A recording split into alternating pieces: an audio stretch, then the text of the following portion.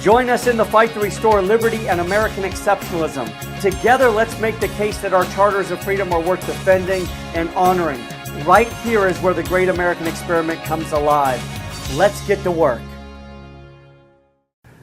Senator Tom Harkin of Iowa recently held a press conference to talk about health care and its relationship to liberty. Let's listen in. Didn't.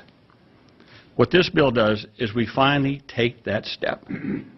As our leader said earlier, we take that step from health care as a privilege to health care as an inalienable right of every single American citizen. As I've said before, this bill is not complete. I've used the analogy of a starter home, in which we can add additions and enhancements as we go into the future.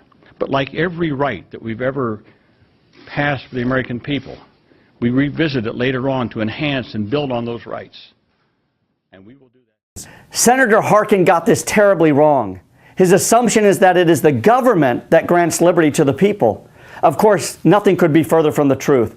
It's simply logically incoherent. If government gives us our liberties, our rights would begin and end with the voices of those who work within government. The existence of our rights would depend on those in power. Now that sounds a bit like Plato's Republic, or was that Thomas Hobbes' Leviathan?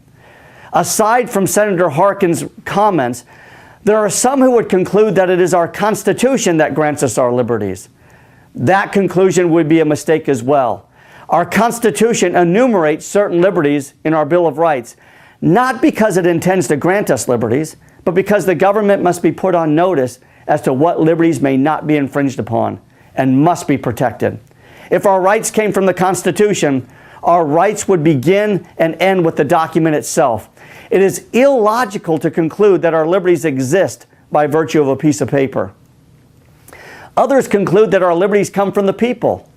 The only people who would ever conclude this are those who are in the cultural majority. After all, if our liberties come from the people, your rights would cease to exist as soon as you found yourself in the minority. So where do our rights come from then? There is really only one logical conclusion. They are inherent in each of us. They exist by virtue of our humanity.